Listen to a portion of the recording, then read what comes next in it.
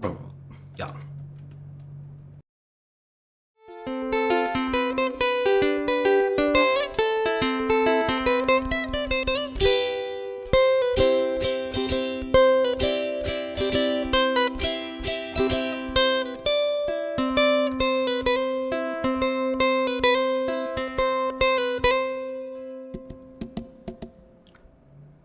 Hello everyone and welcome to the Ukulele Underground podcast. My name is Aldrine Guerrero. Joining me are Mr. Aaron, the voice, now conversing. What's up, Aaron? What's up? And Mr. Kalei, the legend Ferguson. Say what's up, Kalei? What's up? Gentlemen, the three of us are here. Voltron has assembled. It's time to volt in.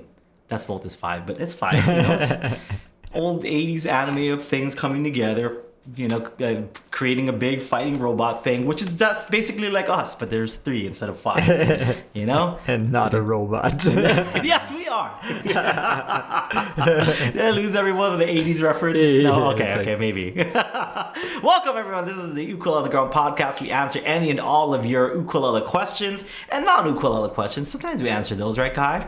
Yep. So we are live, so if you guys want to ask a question, you guys can ask it live on the chat, participate in the chat, because that's how we interact with you folks. We like to kind of, talk to you and see what you're up to, and then if you have any questions, if you're stuck on something, let us know. We'll try our best to figure it out with you, okay? So let's get the ball rolling here, but before I do that, someone has been missing this show.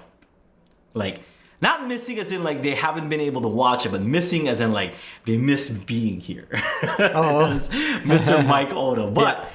I think he mentioned this past weekend that his schedule is changing so that he can come here on Mondays. Oh, nice. Yeah. That guy.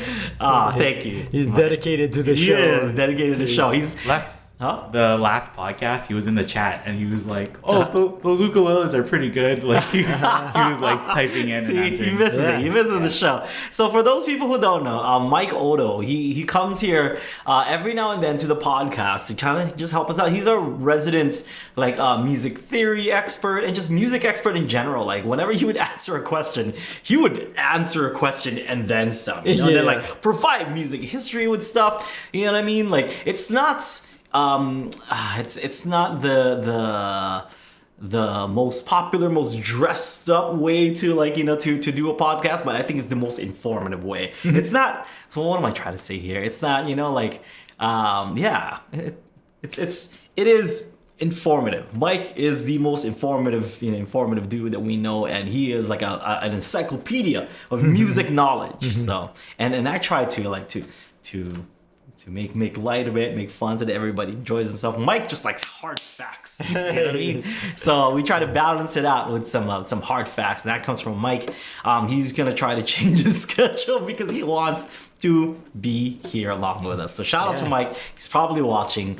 What up, buddy? Well, we miss you. Okay. All right. So welcome to the podcast. You know how it works. So let's get started. Questions, gentlemen. What are we doing today? Instead of doing a question, we thought we'd hit you with I don't know, what should we call this? I don't know, because last week we did hard-hitting questions, best tone and stuff. So I like that. I like that in the beginning I can kind of address something, or maybe I can teach something. So whatever you guys want to do while we wait for questions to come in, or if we start a discussion, maybe the people who are tuning in and listening might have questions to that, and I can answer that. Right? Yeah. So if you have questions independently, you can ask them in the chat. If you have questions about what we're talking about, you can ask them in the chat as well. So yeah, and I like coming in here to the podcast, or to this room, to the recording room, and Kalei and Aaron are already here, and they're already contemplating on what to do with me, basically. So I like the fact that I come in and I don't know what we're doing, and all my answers, everything that's coming out is very off the cuff. It is not improvised. It's just it is my honest opinion, unfiltered. Oh, okay. So just know what's that. I'm so glad if this is your honest, unfiltered opinion. Okay, let's get a continuation from last week. Who has the worst tone? No. But see, that's I don't know. For people who don't know, this whole podcast totally unscripted. We have no like scripts. Sometimes we have no plans. You know what I mean? Like sometimes we come up with like an hour-long episode based on like I don't know what do we do today? Or like whatever comes to mind. There's no even outlines. I know most people with podcasts they have like we're gonna talk about these today, but for us it's like okay, well, we're sitting down. I hope we get some questions on the chat because I don't know what to talk about, but. Somehow, some way, like every week we come up with an hour-long conversation and you guys still listen to us, so I think we're doing okay. Yeah? So, Kalei, what are we doing today, buddy? So Aaron had an idea. Do you want to explain? You've explained how to do tremolos. You usually use your thumb, the thumbnail. Yeah. And so, how would you, what advice would you give for someone who doesn't have a thumbnail, doesn't plan to grow a thumbnail, or can't grow their thumbnail? Mm-hmm. Like, what are some alternatives to doing the tremolo that will work? Maybe either not as effectively or in a different way. Okay, so if you're a student that don't want to, cannot, or aren't able to grow your thumbnail, because here at Ukulele Underground, we suggest to use a thumbnail for picking, for tremolo, for basically anything picking wise, because we believe the thumb being the thickest nail on your hand is going to give you the best tone. We talked about tone last week, and it's going to give you the best tone because it is the thickest nail, and we feel like it's the best positioned, on your hand. Sure, pointer finger is all good, and we strum with our pointer finger anyway, and it works out and stuff, but pointer finger a little bit thin and brittle, so it breaks, especially if you're like me, who's pretty aggressive with the strings. So using the thumb is, I feel like the best thing. There's a reason why, a school like Roy Sakuma's school and a bunch of, I think Ukulele Holly that I'm sporting today, they teach how to pick with the thumb. And there is a reason for that. It's because of tone, because of ease, and because of its position on your hand, because it's already positioned right here. And us as humans, we've evolved to kind of use, to basically do this, right? Mm-hmm. To grab things. And because we've evolved to do this, why don't we use that to our advantage?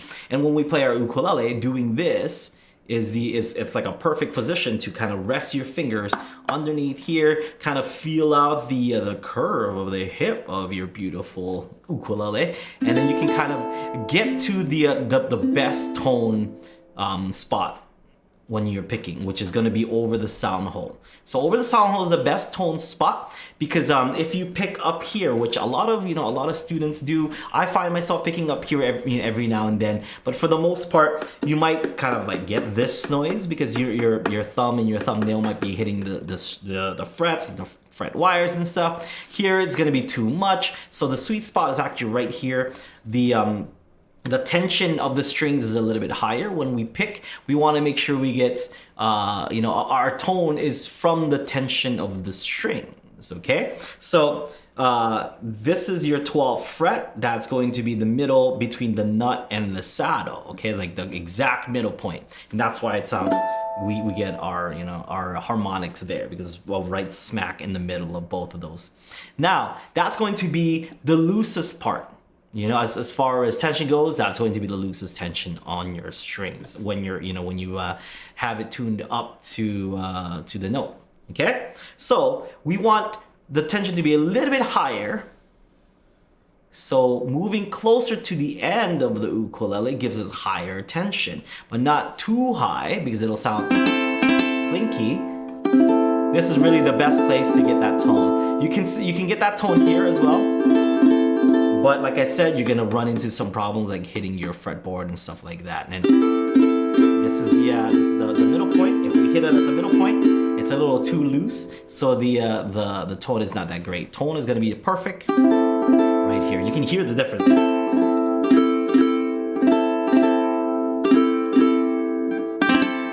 Or you hear how much thinner it gets as we get out.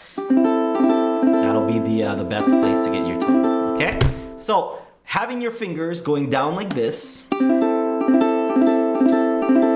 make sure that we get the best tone and the best position to get that tone. And that's why we say use your thumb for that. And I mentioned earlier, you can always use your pointer finger to get that tone. You can have these three fingers right here rest down by the sound hole like so that you can kind of get your fingers down. But I do not have that nail. And even if I did, that nail will be thinner than the thumbnail, so the attack will be a little bit brighter than my thumb. My thumb is nice and thick. It's gonna give me a nice fat tone because that thumbnail is nice and fat, okay? So now, what are the alternatives? If you cannot grow this, if this if this breaks or whatever maybe, or you're at a job you can't do that, I don't know, if you're like a surgeon and you gotta use gloves and stuff, you can't have long nails, it'll go through and it'll like kind of I know we have a lot of doctors, that's why, and surgeons, so it's things like that, or if you work construction or whatever, then you work with your hands all the time, you don't want that nail to break, so on and so forth. There are alternatives out there, okay, and here are some of them. First alternative is definitely using a thumb pick. Okay, using a thumb pick. I know we have a thumb pick here, right over there. Can we? Can you pass one to me?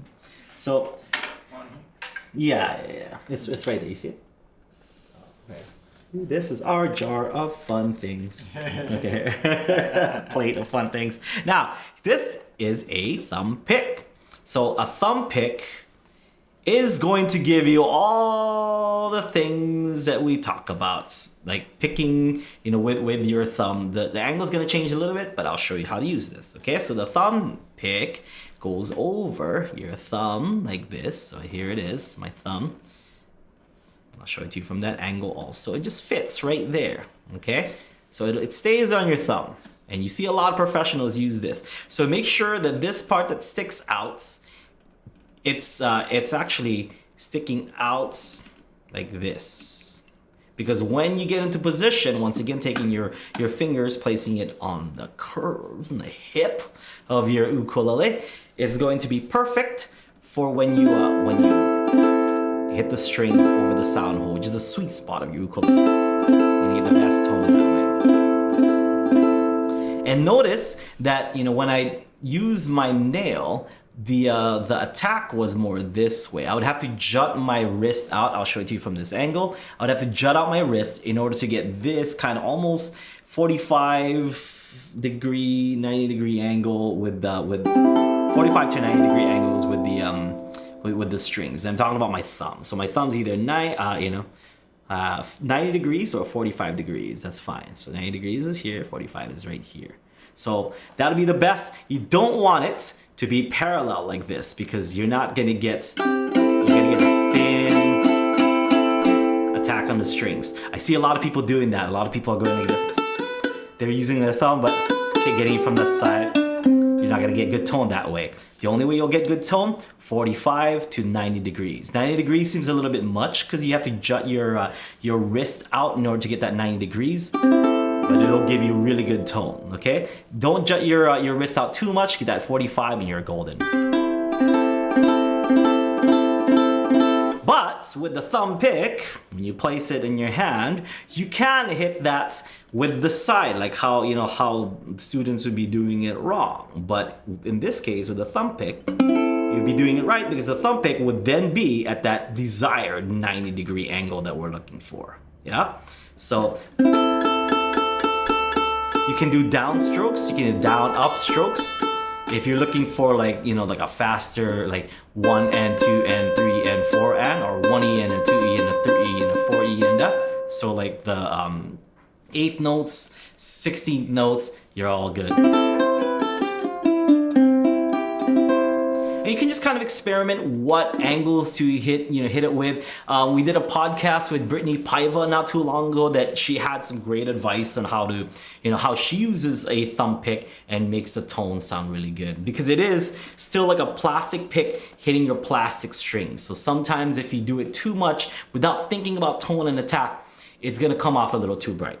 Okay, so experiment with getting a good tone using your thumb pick. But that's the best solution.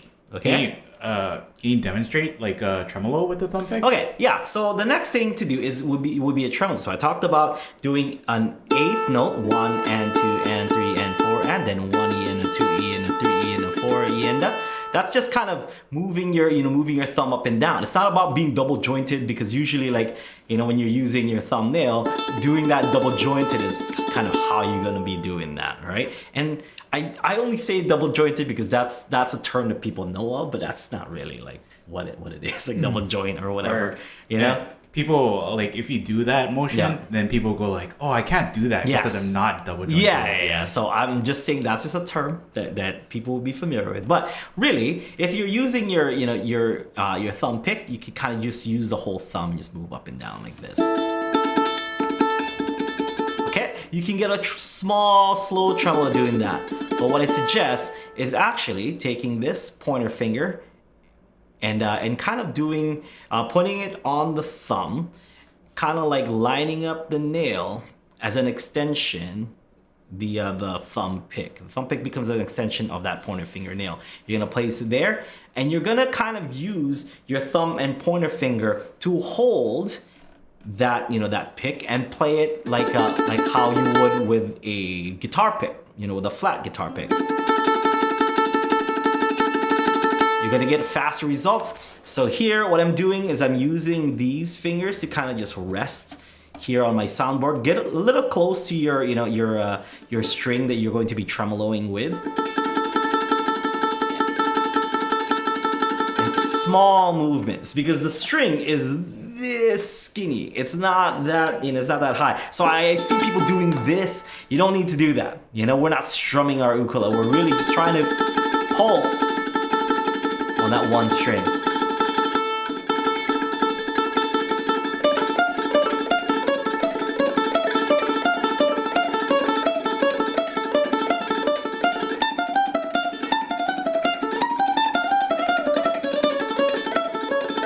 And just think about the angle that you're hitting the string with, and of course, like I mentioned, experiment to find out which angle works for you and which angle will produce the best sound for what you're doing.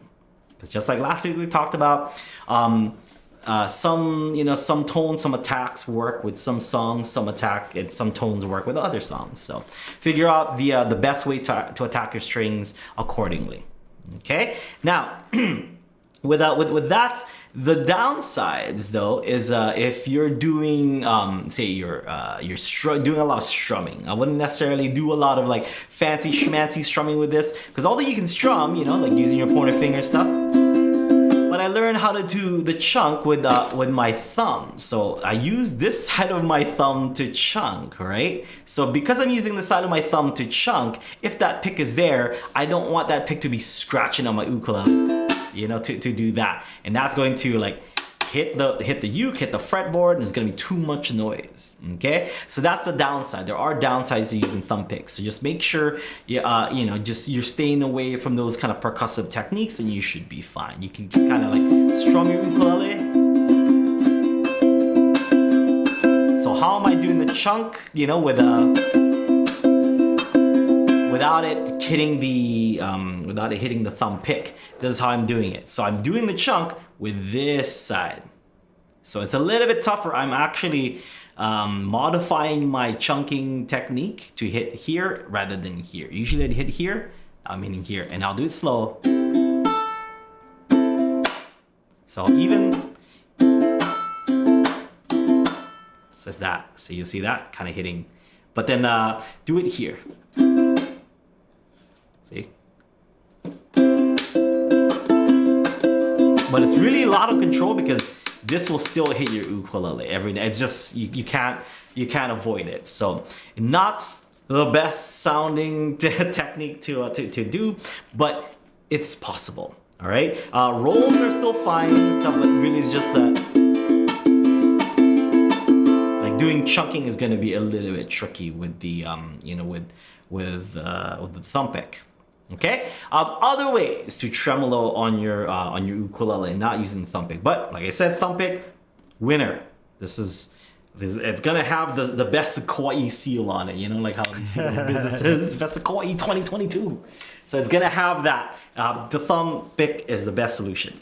Now, you can pick with a normal pick, that, I mean, if you have to, you know, like you can do that. It has the same properties as a thumb pick, but it doesn't stay on your thumb. And it's a lot tougher to strum, because with the thumb pick, as you notice, I'm strumming with my pointer finger, yeah? With that flat pick, you're gonna have to hold it with the thumb and the pointer finger because it doesn't stay on your thumb. So strumming with a pick on your ukulele is kind of jarring as far as the tone goes, because it's plastic on plastic and it's just gonna be bright and very noisy. I wouldn't really recommend it. Some people, you know, some people like it, but that's, you know, that's their jam. If that's like what works for their sound or what works for their song, by all means, go do it. But that's, you know, that's one. But you're gonna get your picking done. You're gonna get your tremolos down. It should work out just like the thumb pick, except it's, you know, you have to hold it with the thumb and the pointer finger.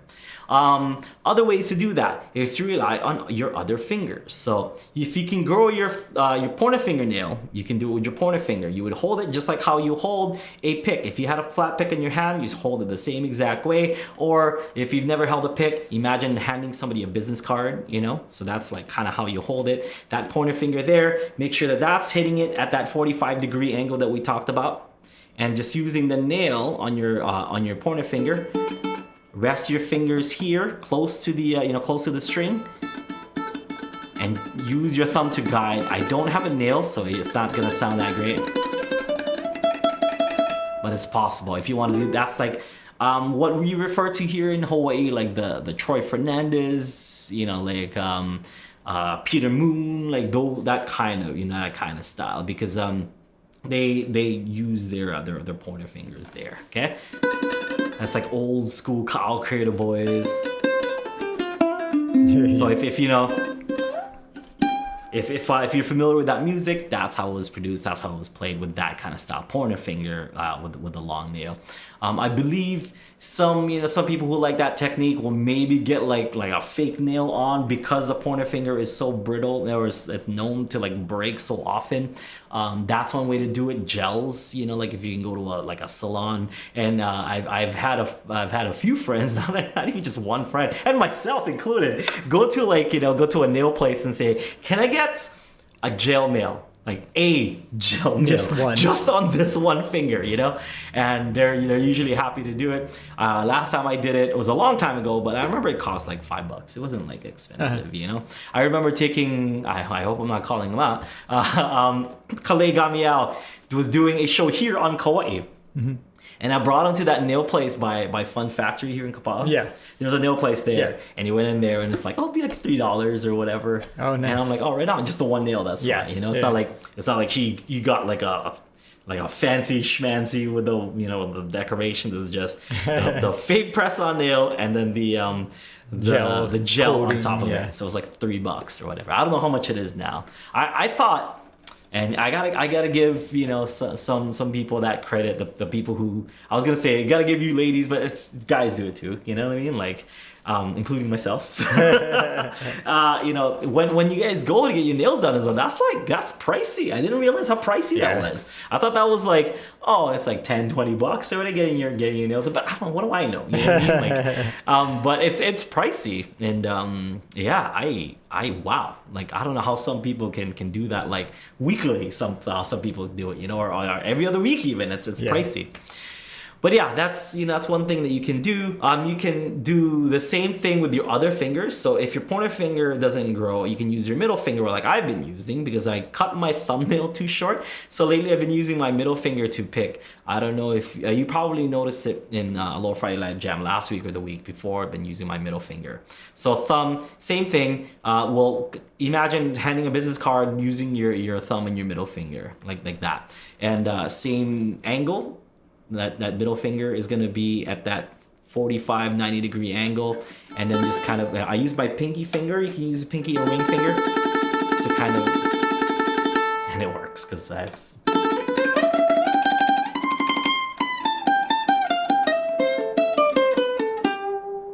that's me using my middle finger. I've been using that lately, so that's why it sounds pretty good, because I've gotten used to it in this past couple weeks. You can use the same thing with your ring finger.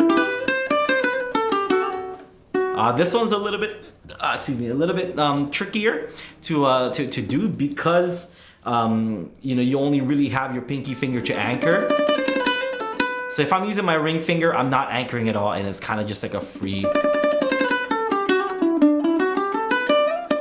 So you lose a little bit of control, but it's still possible. So I'm sure that's what people want to hear. That, like how do I do the tremolo to body surfing?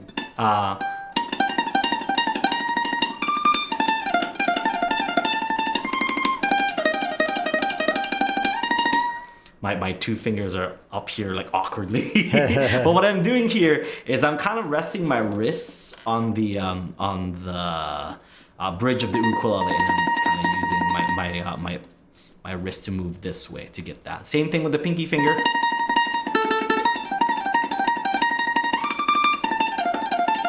And that's with the pinky. Okay, so those are ways to do that. Other unconventional ways to do tremolo is to do the running man. We have a tutorial by the great Garza, who I referenced last week, to do the running man. The running man is this. So imagine if your pointer and your middle finger are like legs, and you're just kind of running. Your pointer and middle finger are running. So place your thumb on above the string that you want to do a tremolo. So for example, you want to do a tremolo on A. Okay, so place your thumb on E, and then you can kind of use your thumb to mute the rest of those strings, and then have these two fingers kind of make a running motion. If you do this enough, you'll get, it'll take some time to get used to, but if you do it enough, it becomes really kind of a very reliable technique. Because I was watching some clips of Imua. I watched like their Opihi picker set at Hot Hawaiian Nights, and yeah, he relies on this kind of a lot, So I don't use it, so I don't know how to control it, but it's possible. So that's how you do that. Same thing with if you want to tremolo the E string, you can just kind of do that. But what I like to do if I'm doing that is I like to use my pinky finger to mute the A string, and then kind of just use these three fingers to do the picking. Or use my pointer finger and just kind of, mute the A string that way. So whichever works. Same thing with the C. Because if you don't mute the other strings, yeah, it'll sound like this. It'll be kind of easy to run into, And let's see, what are some others? That's really it. I mean, there's ways to do the running man that like just one-legged running man. You can do that. Just kind of have the pointer finger do that, or just have the middle finger do that. That's fine too. Notice how my middle is, because I've been using it so much. I actually got this. I got that down. It's like super strong. So it's just a matter of like getting used to it. I got used to it these past couple weeks, but I mean, give me a month of not using it, it'll go back. Like be kind of useless. So those are ways to tremolo on your ukulele. Yeah. Question. Without using your thumb. Without using your thumb. Oh, or pick, not just tremolo. Those are ways to pick on your ukulele without using your thumbnail. Okay? Or there's guys like Abe Lagrimas who pick without the nail, and you can just pick a nice kind of warm style. So the way that Abe does it is he'll just do kind of like a finger picking, but only in one string. So for example, if he's doing like a jazz line, or if he's doing a jazz Mary Had a Little Lamb, instead of using his thumb, he's going to be using his thumb, pointer, and middle finger. And it's like just all flesh. Which sounds really good because flesh gives you a nice warm tone anyway. Yeah. So, and in that case, you're actually getting a lot of really fast tone, and that's how Abe will get those really fast runs.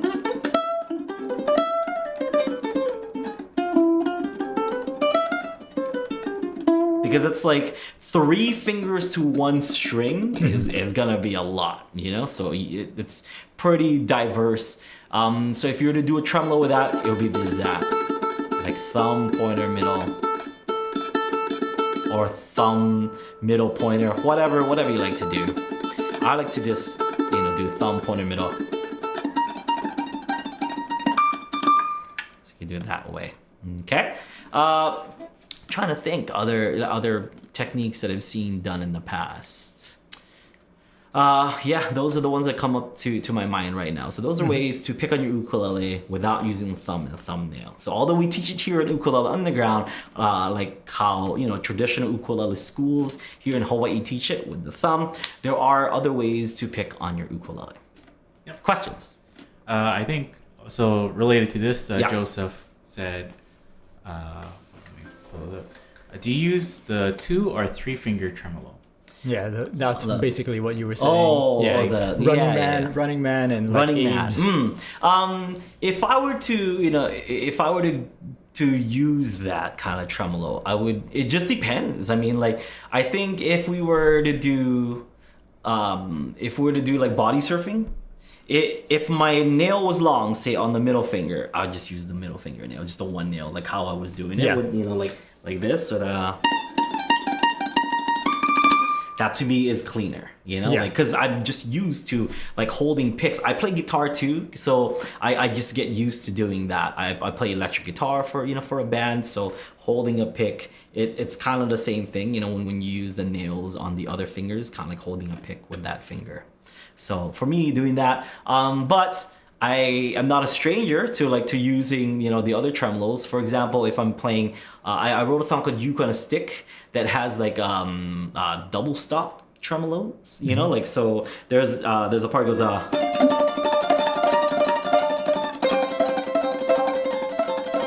So same thing. I'm doing the running man, but with the one finger. Sometimes I'll use 2 fingers if I have to.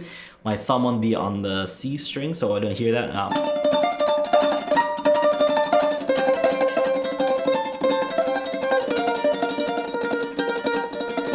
Double stops meaning there's like 2 strings, and I'm playing a harmony with the 2 strings.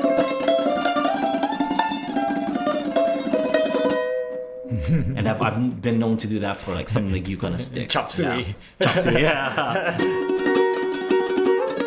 How'd it go? That was like Kachi Kachi. How does it go? I used to play that song. I forgot how to do it.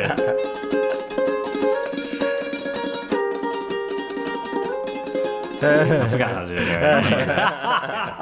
Wake up! Grab a brush and put on a little makeup. Why'd you leave the keys up on the table? Yeah. There you go, create another fable. Go high.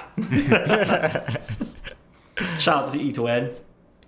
Yeah. Do you wanna also demonstrate how you normally do just a thumb tremolo? Yep. So, how to do a thumb tremolo? Use your thumb. Same thing, we want to get that 45, 90 degree angle that I talked about, okay? So in my case, I like getting a 45 degree angle on this tremolo. My middle finger goes down right here, okay? Close to the sound hole like that. My thumb will do that 45 degree angle, kind of close to my middle finger, but actually behind. Well, my middle finger is behind there. So, or no, sorry. Now my thumb is behind. I'm holding this wrong. So my thumb is behind like this, kind of 45, 90 degree angle, whatever you want to do, okay? So middle finger there, and my thumb is actually resting on my ring finger. So I always call this like the peace sign. So I do the peace sign because the thumb rests on that, and then the middle finger goes down in place, giving me this 90 degree 45 angle. Because 45 was, if I relax, that's that 45 degree. If I don't relax, it looks like this. If it's gonna be short, if it's gonna be a short tremolo, then I just go for the 90. But if it's gonna be a long one, then I don't like my wrist to be propped up so much.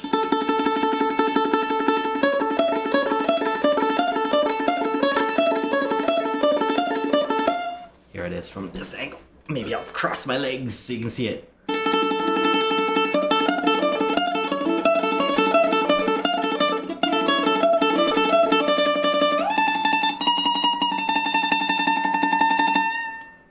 That's how I do it. Yeah.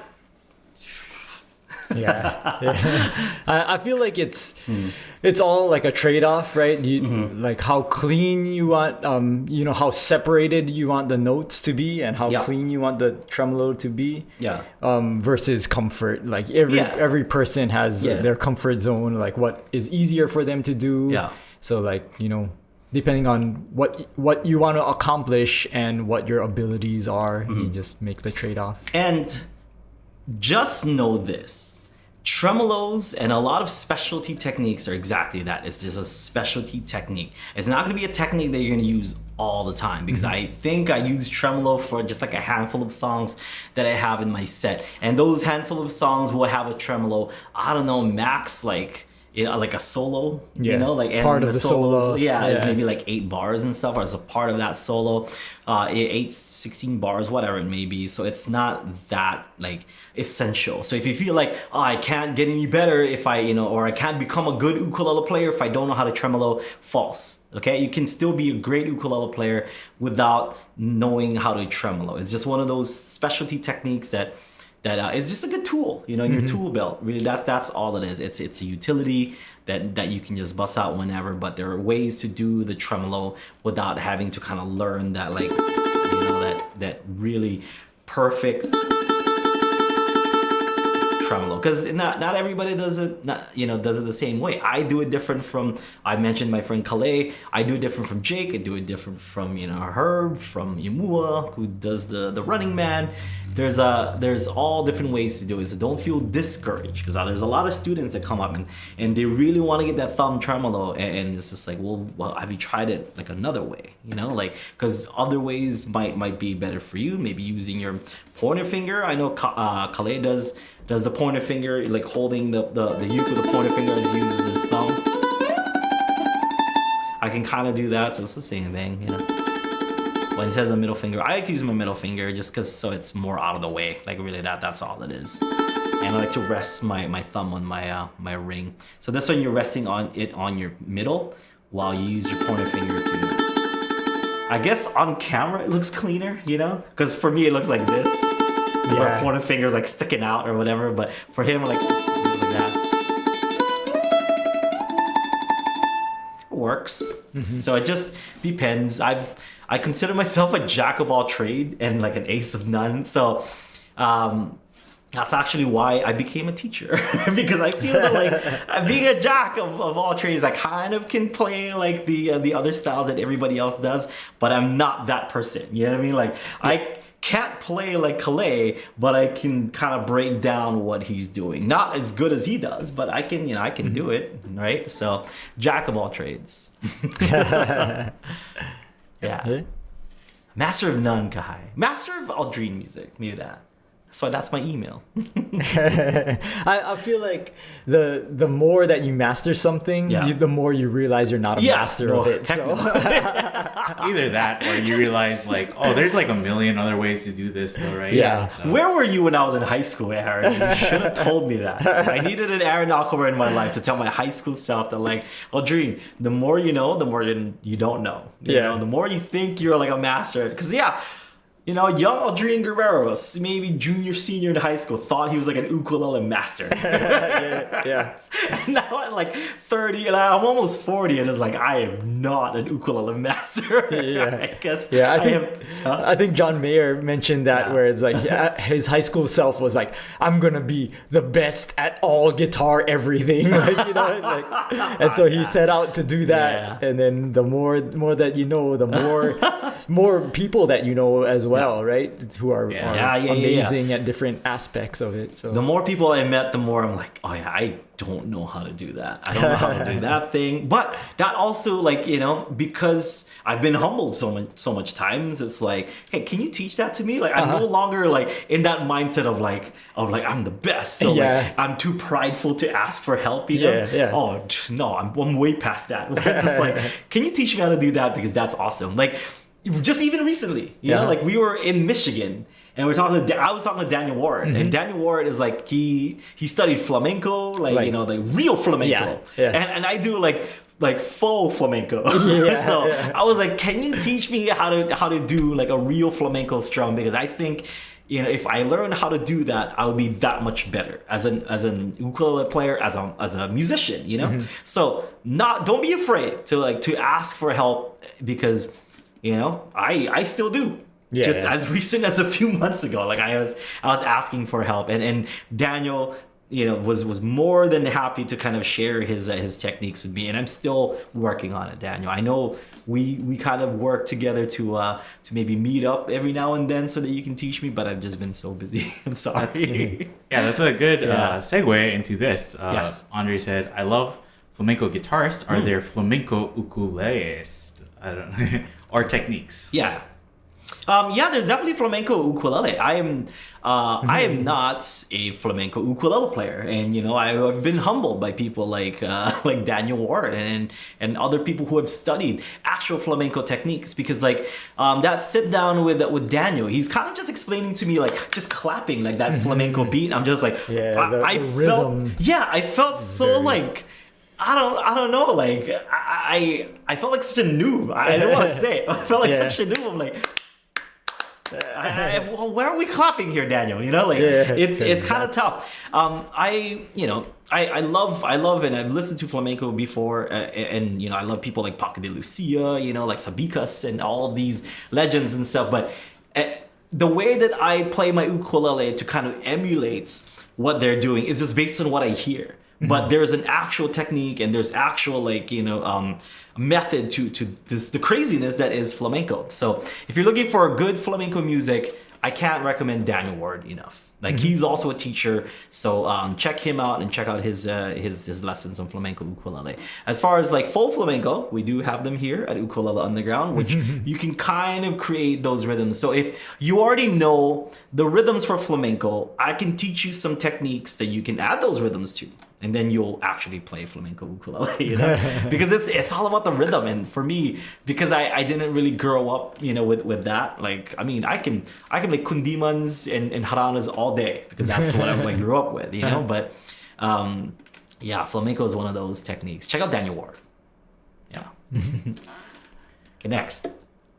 Sean's the Bomb said, "Do your fingers hurt after a day of playing?" Yes, I'm not gonna lie to you. It does, and not hurt in a way that it's stinging or anything like that. More just fatigue. If you do anything for a long time, no matter how good or comfortable you are at doing it, if you do it for a long time, it will get tiring. So if we're talking all day, it'll be kind of I go to a festival, and we do a show. I do workshops, and then if I jam with people in between those things, then I would be playing for 6, 7, 8, 10 hours sometimes. Sometimes it's all day from the beginning of the festival. It could be 8, 9 o'clock till 2 in the morning, 3 in the morning, because people want to jam, in the so hotel lobby. I do hit fatigue, and it does hurt, but it's not that kind of stinging hurt. It's more like a fatigue kind of hurt and stuff.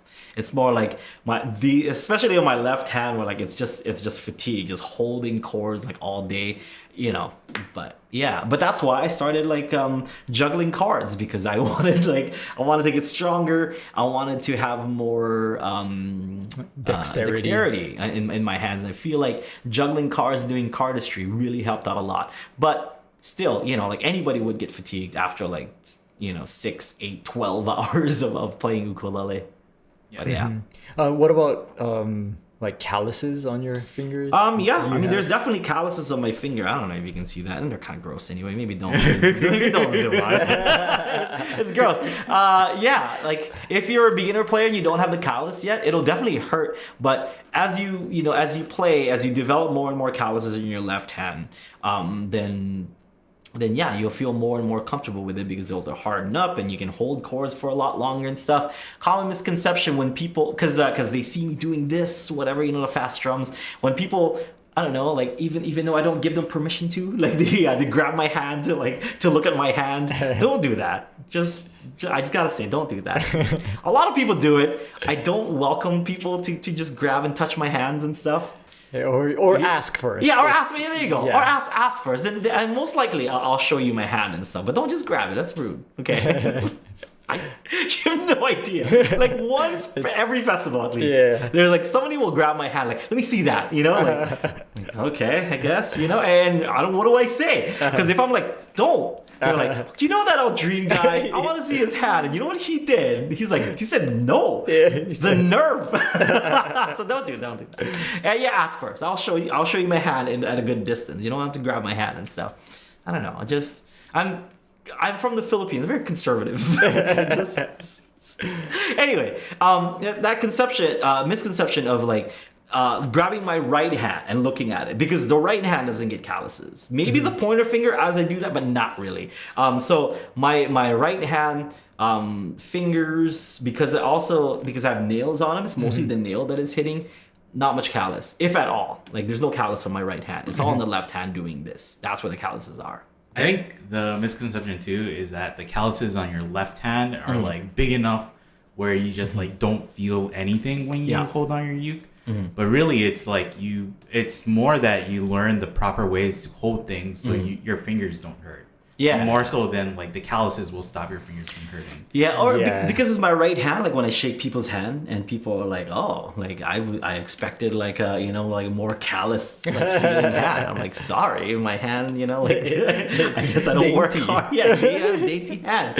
But yeah, it's this left hand. If I shook your hand in my left hand, you're like, oh, okay, yeah, there's the calloused hands and stuff. It's here, like holding chords and whatever. And yeah, it's the right hand is very dainty. Very dainty right hands. Big and dainty, like huge hands. I'm just talking, who was I talking to about like how big my hands are? For somebody who's like 5'3". Yes, I'm 5'3". I'm very short. But shout out to all my short kings out there. But like I have massive hands for somebody who's 5'3". I can go from say fret 1 to like maybe 11. Like or 12, maybe I can do 12. Yeah, there you go, 12. Like as far as my hand span goes, comfortably go. Can hit the 11 fret. So that's like my reach as far as my hand goes. Yeah, huge hands. So like my hand, this is a tenor ukulele, and Kanule's tenor is kind of bigger on the bottom. It's got a big booty, so as you can kind of see, my hand is that big, as big as the bottom. A basketball. Yeah, I can palm a basketball. I can. It weirds people out, like a 5'3" dude like palming a basketball. I can palm a basketball. Jumping to dunk it in. Impossible. I'm not that tall. But grabbing it and stuff, totally possible.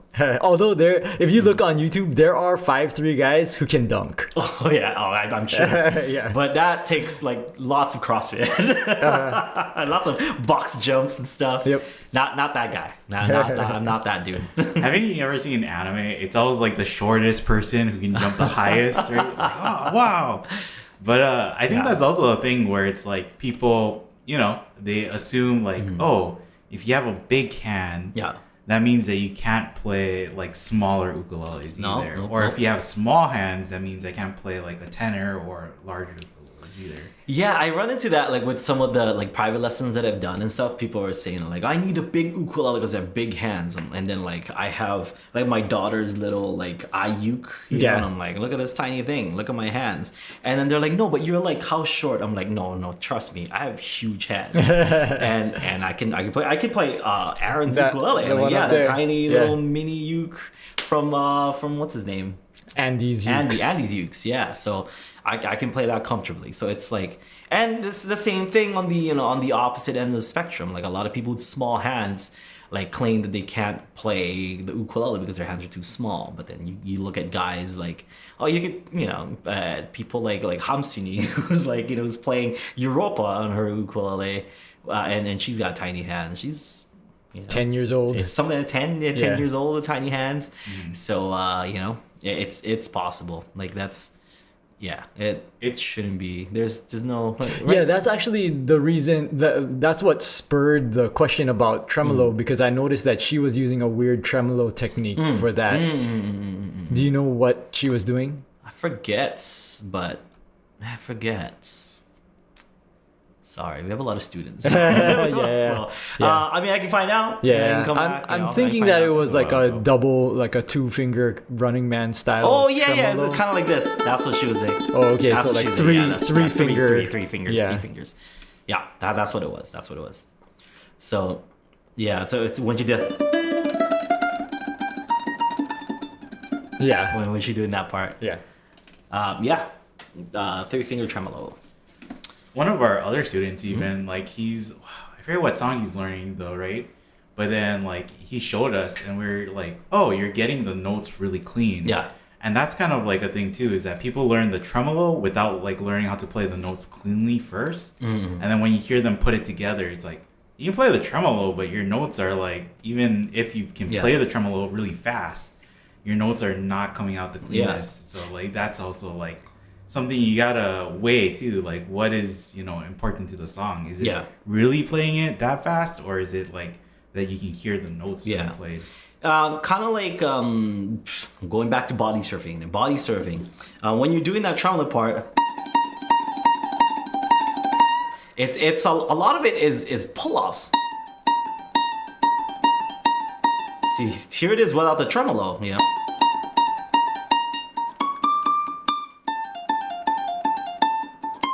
So you add the tremolo to it, but you still need like those pull-offs.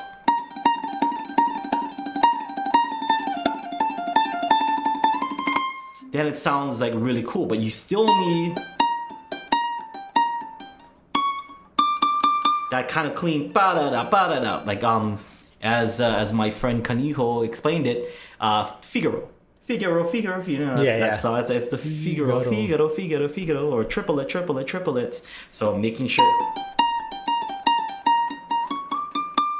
I've been getting some advice from Kaniho because he went to an ukulele school here on Kauai from Mr. Kopi. I don't know if you remember Kopi. He passed away like a long time ago, and so he used to do ukulele lessons at like at Koloa Neighborhood Center. Oh, and I'm like, how did he like? Because Kaniho, my friend Stacy Suyoka, my friend King Bot, who's who went to like a jazz school and stuff. All of them learned from Kopi. And I was like, how is it that he has like such a high percentage of people playing stuff like Guava Jam and all these like complicated songs, like Crazy G and whatever. Yeah, like how and he taught kids. Yeah. So and I mean we do it here at Ukulele Underground, but it's like we can do close-ups, we can do like all these side videos where like and it's like a video that you can watch over and over. But it's like every Monday from like from 6 to 7 in person. Like how do you learn something like Guava Jam? Because my friend Stacy, she knows how to play Guava Jam, and from what Kadil was like, he had a way of teaching kind of like Figaro. So when he's doing it's that Figaro. Yeah. So I'm like, gotta keep that in mind as an ukulele teacher, So yeah, fun stuff. Kawilo, rest in peace. Really, really, really awesome dude. I've had many awesome opportunities to play and just kind of talk story with him when I was in high school. So when I thought I was the man. let us, two masters of ukulele, sit down and have a caucus. Just have a caucus, have a conversation about how do we teach these children how to play ukulele? Because I knew how to play guava jam at that time. And you're teaching these children how to play guava jam. Children like Stacy and Kaniho. People my age, but I thought I was the man, but now I'm like, nearing 40, I'm like, I know not much. I've only scratched the surface of this instrument. And that's the cool thing too. Got humbled very, very quick after high school, moving on over to Oahu and and seeing like all the sharks out there. I was like, God, these are shark infested waters, and I need to learn how to swim quick. and also being able to pick Jake's brain. Yeah, that's true. Yeah, big help, because that's kind of what was super humbling, because even Jake was like, well, there's a guy named this, or there's he would talk about people. He'd talk about people like Byron Yusui. He'd talk people about who's the one we traveled with, Uncle Benny. He's like talking about these people. I'm like, how is my idol, like the guy who I consider the best in the world, have people above me. Yeah, Again, that he's concept blew my mind, you know? He's like, yeah, if you think I'm good, like Yeah. this guy is really good Yeah. at that. Yeah. So I'm doing the same thing now because there's people that I've met that I'm like, holy cow, how good are you? You're ridiculous. And some of them overlap with what Jake told me. You know, guys like Benny Chong, guys like Byron Yusui. Yeah. It's like I don't know how you're that good because it should be illegal. And of course now like guys like Imua Garza and people like James Hill, it's like, jeez. How in high school did I consider myself to be like the best ukulele player? Because you were the best on Kauai. Maybe, like, Not you know, even that. Not even that. That, you know, because like there were people like Ben On was like older than me and he he could play really well, but like he graduated at that point. So there's people on Kauai that I didn't even even meet yet, but because of my tiny little circle, I was the best ukulele player in my circle. I just thought that like the circle was the whole world. Yeah. Yep. But yeah, there's some kid in like on Oahu, like half my age, and that's just doing laps around me. You know? Yeah. Me and Aaron were just talking about how like in any hobby, right? You start off and it's like, oh, I like this because it's really simple and it's like really appealing. Yeah. And then you get more into it and then it's like, I have a refined taste. I only like this thing, right? It's like with coffee, for example, it's like, oh, I only like the best imported coffee with the finest taste. And then you go back down the curve and it's like, I like any junk coffee. You can just give me coffee from McDonald's. I'll like it. I don't care. Because it's simple. Yeah. So it's like the same thing too, right? I think it's like with that kind of stuff. It's like, oh, I'm really good. And then you go, I'm not good. Or you go, I'm not good. And then you go, I'm really good. And then you go back down to like, I'm not that good. Have you tried that monkey poop coffee? No. Isn't that like considered like the best coffee in the world or something? Or one of the best in the world, like monkey poop? If you can get it actually there, but now they like mass produce it, and then they said most when you buy it, it's like not really actually. So you got to get it fresh from the monkey's butt. They said it's like a very, it's like back then it was like, and it's a very specific process, but now it's just like mass produced and any company just puts it out. And it has to meet food standards. You can't just grab the poop. I put the monkey poop in a tea strainer and just people are like, what are they talking about? But that's it's that's kind coffee. It's kind of the story where it's like, actually I think they said that the people who collected the coffee beans, like they couldn't drink the actual coffee beans off the tree. They weren't allowed.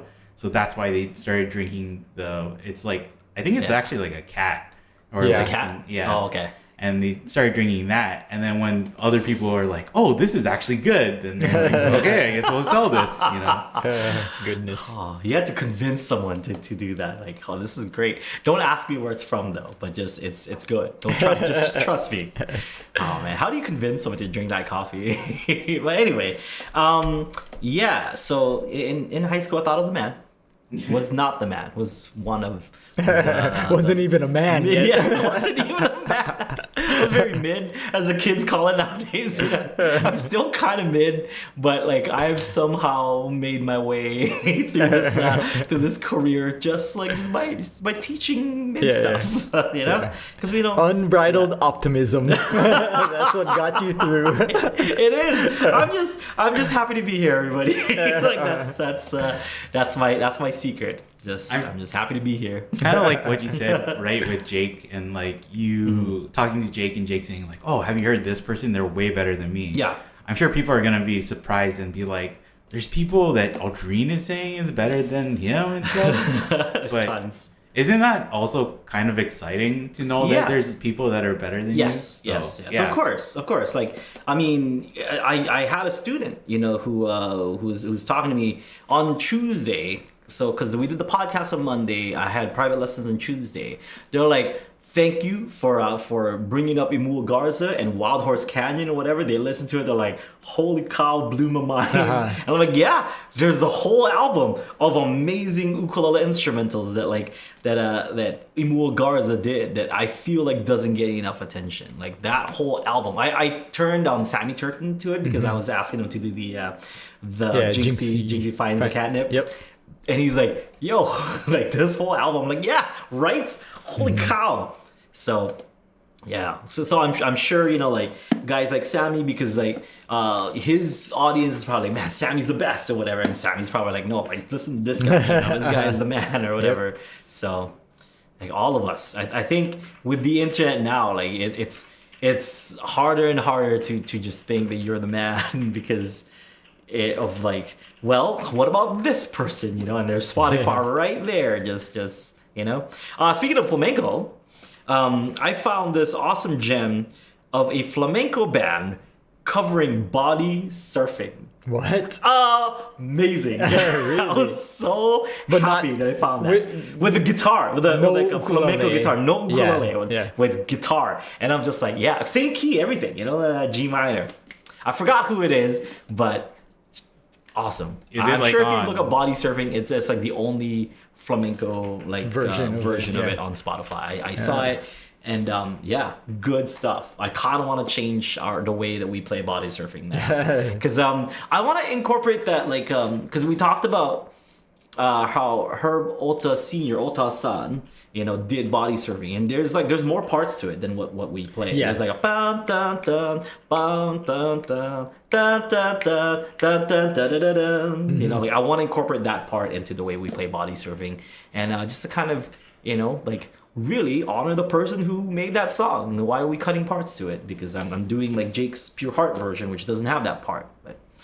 Let's go to the Aldrine version now, which is Herbota's version.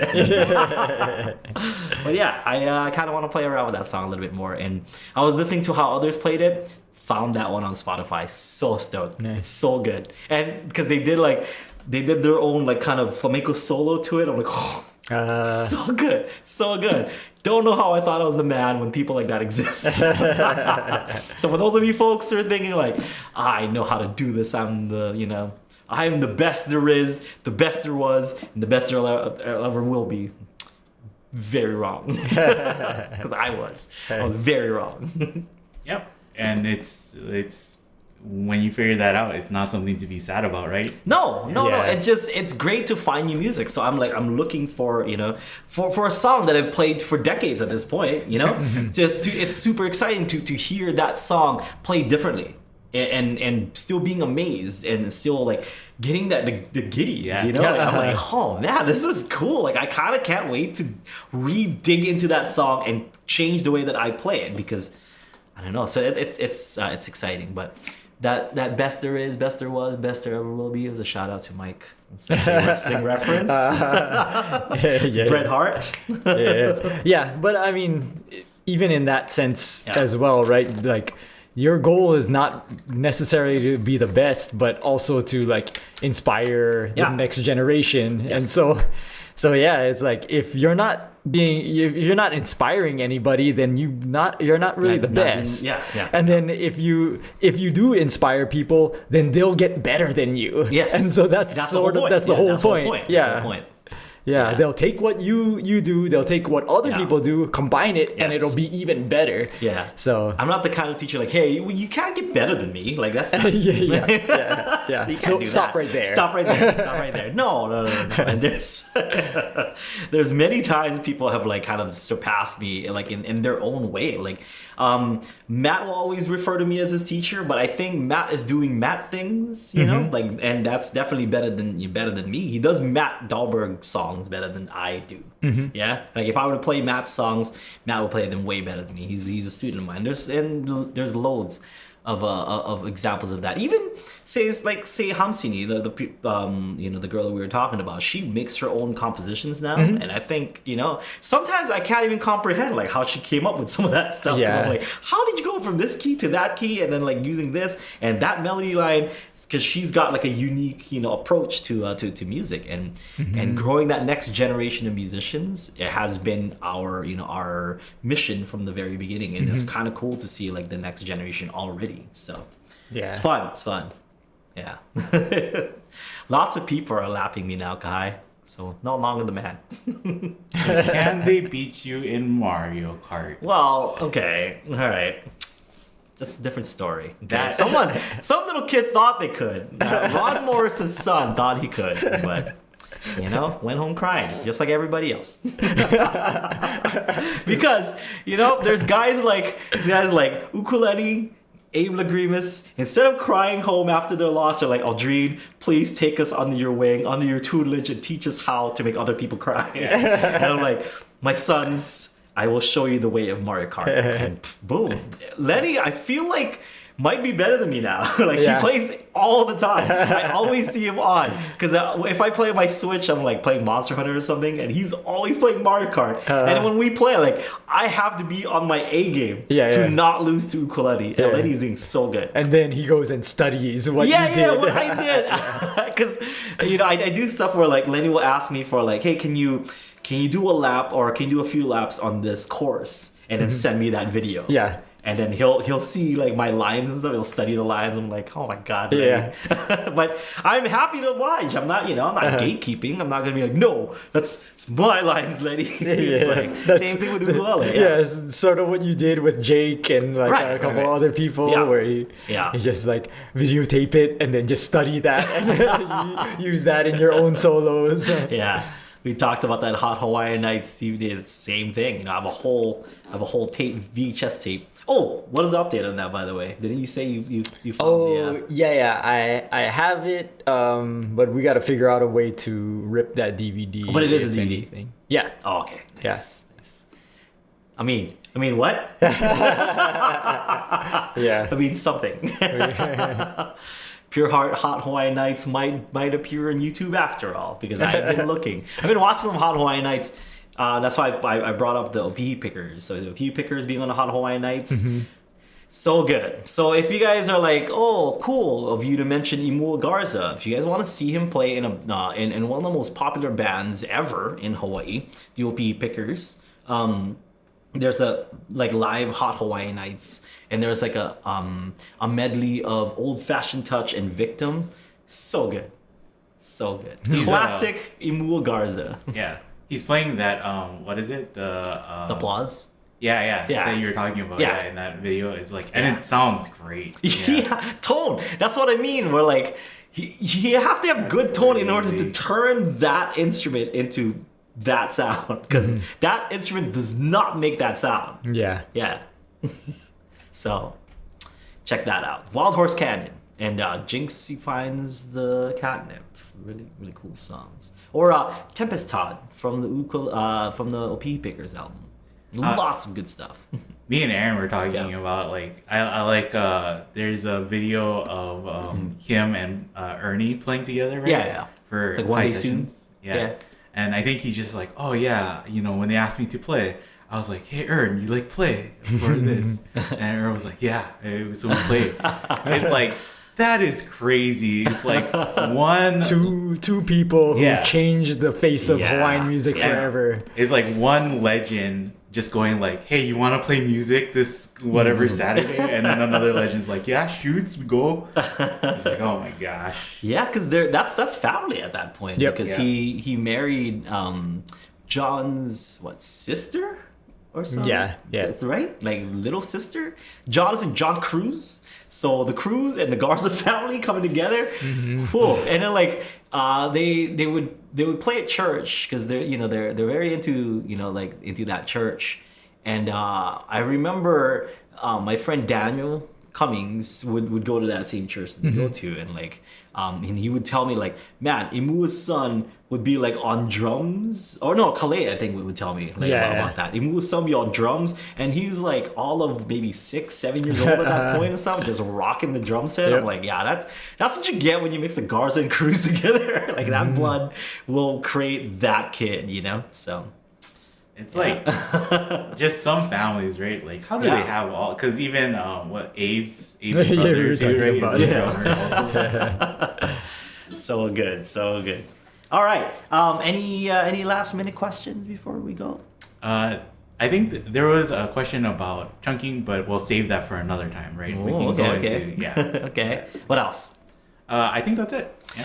All right, so before we go, I just want to remind you guys that we are going to be in Washington State next month. That's coming up very, very, very soon. So Washington State, we're going to be doing 3 cities. It's going to be Edmonds, Port Orchard, and Seattle. Edmonds at the Edmonds Waterfront Center. That is the August. September 9th? September 8th? Yeah, what? Thursday is the Thursday. 7th. Yeah, okay, it says. So that would be September 7th. So September 7th in Edmonds. I'm so sorry. I'm going to get you guys the info as soon as I get it. Like the website to buy tickets. I will get it to you as soon as I can. Okay, so that will be on the 7th. On the 8th, it will be in Port Orchard. That will be at the Oceana Ukes headquarters.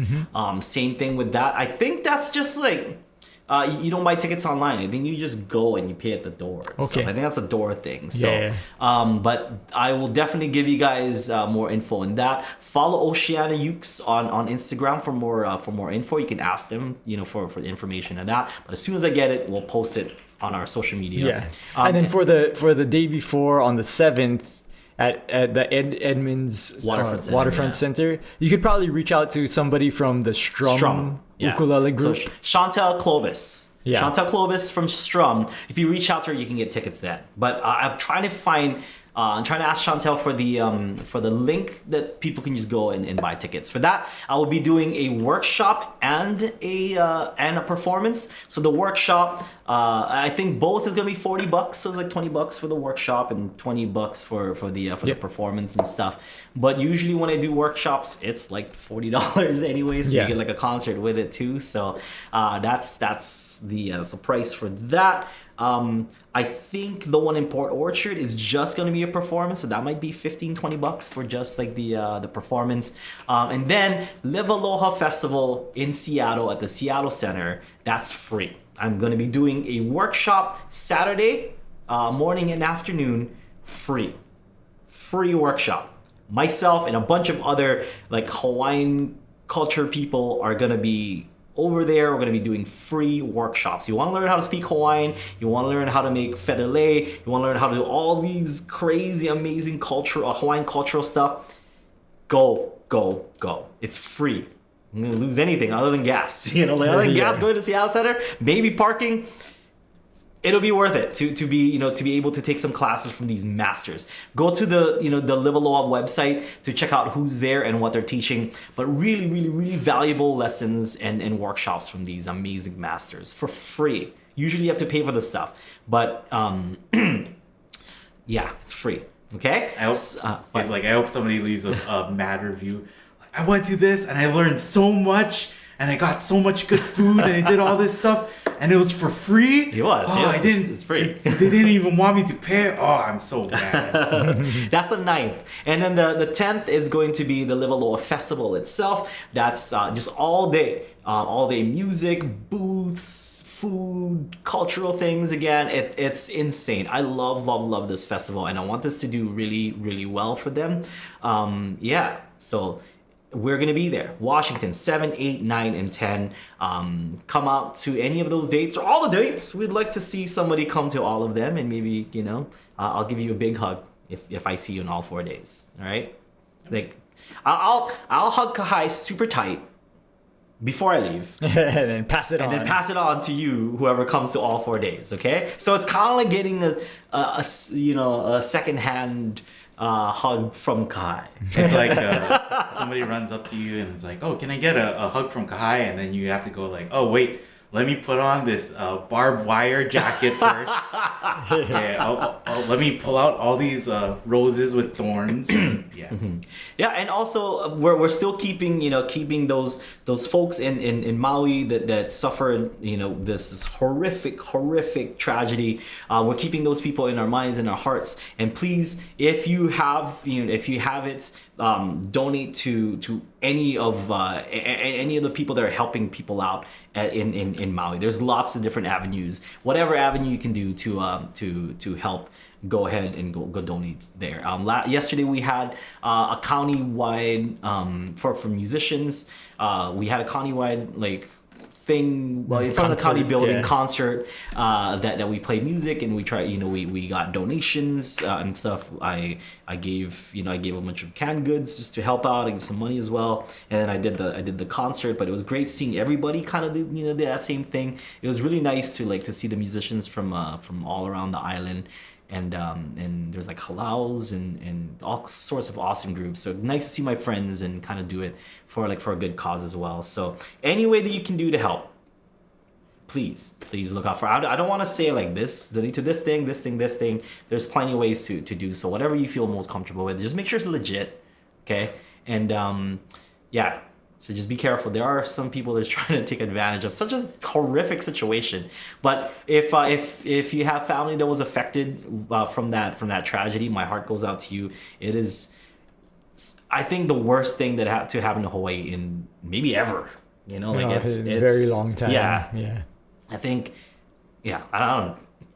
It's just our hearts go out to you. Okay. Know that we're thinking about you and we're trying to help us as best as we can.